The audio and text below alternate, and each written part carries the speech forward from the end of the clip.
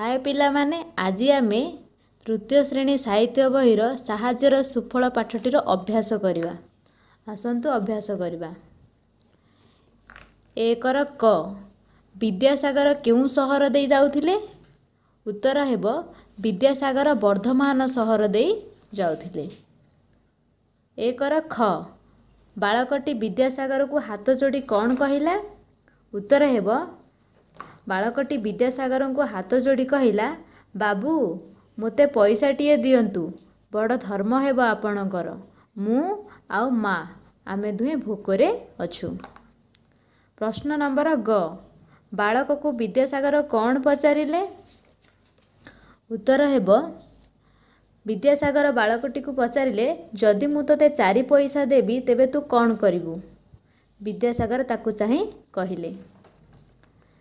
प्रश्न नंबर घ विद्यासागर पिलाटी को केते टंका देले? उत्तर हेबो विद्यासागर पिलाटी को गोटे टंकाटिए देले।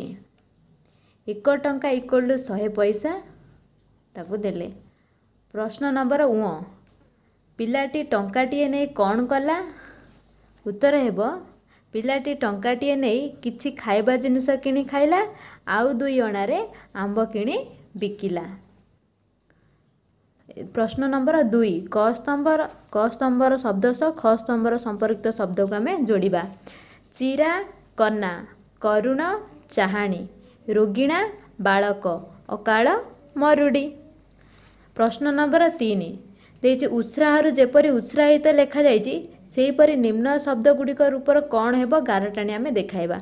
कथारु कथित, उदयरु उदित, निंदारु निंदित। तापर आसला प्रश्न नंबर 4। प्रश्न नंबर 4 रे देछि 2 जण सांग विद्यासागर आ गरीब पिला होई अभिनय करिबा पई देछि। 5 नंबर क रे देछि केउ राज्य रे मरुड़ी पड़िथिला? उत्तर हेबो बंगला राज्य रे मरुड़ी पड़िथिला। प्रश्न ख मरुड़ी बेले लोके किपरि थांती? उत्तर हेबो मरुड़ी बेले लोके भोकरे आउटु पाउटु होई एणे तेणे भिक मागु थांती। प्रश्न नंबर ग ईश्वर चंद्र केउ आड़े जाउथिले? उत्तर हेबो ईश्वर चंद्र वर्धमान सहर रे एक बजार आड़ को जाउथिले। प्रश्न नंबर घ रास्ता रे से काहाकू देखिले? उत्तर हेबो गोटे बालक चिरा कना पिंधि तांका आड़ को आसुची यह देखिले। प्रश्न नंबर उ पिलाटीर अवस्था किपरि थिला? उत्तर हेबो पिलाटीर अवस्था रोगिणा देखा जाउथिला। प्रश्न नंबर 5 र च ईश्वर चंद्र पिलाटी को केते पैसा देले?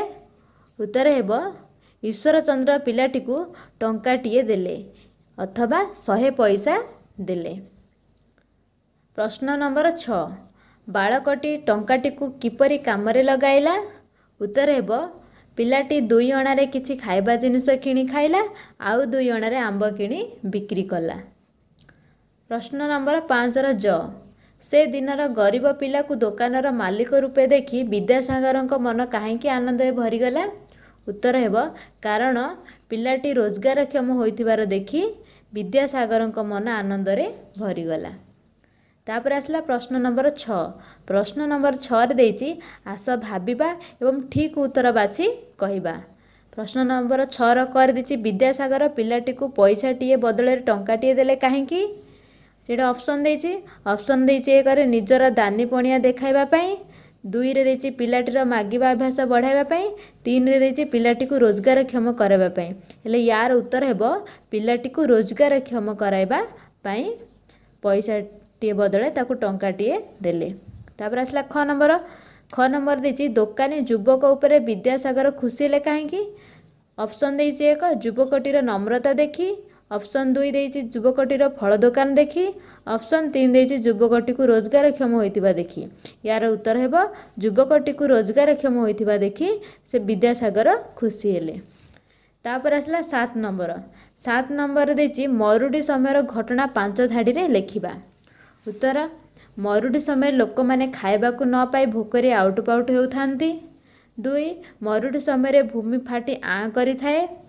3 मरुड़ी समय वर्षा हुए नहीं। 4 मरुड़ी समय लोक माने बुली बुली भिक्षा मागु थांती। मरुड़ी समय वर्षा हुए नहीं। प्रश्न नंबर 7 ख। तुम बापा तुमको 10 टंका देले कौन करिब? मो बापा मते 10 टंका देले 5 टंकार कौन किणी खाइबी आउ 5 टंकार फूल किणी बिक्री करिबी। प्रश्न नंबर 8 रे देछि एई चित्र को देखी आउटु पाउटु एणे तेणे चिरा लेंकड़ा दुखी रंकी शब्द गुडी को नहीं लोकटी विषय आमे 4 धाड़ी रे लिखिबा। आउटु पाउटु लोकटी भोकरे आउटु पाउटु होउछि। एणे तेणे लोकटी खाइबा को न पाई एणे तेणे भिक मागुछि। चिरा लेंकड़ा लोकटी चिरा लेंकड़ा कपड़ा पिंधिछि। दुखी रंगी लोकटी दुखी रंकी देखा जाउछि। जदि किसी प्रश्न न बुझा पड़े प्रश्न उत्तर ताले मते पचारि पार।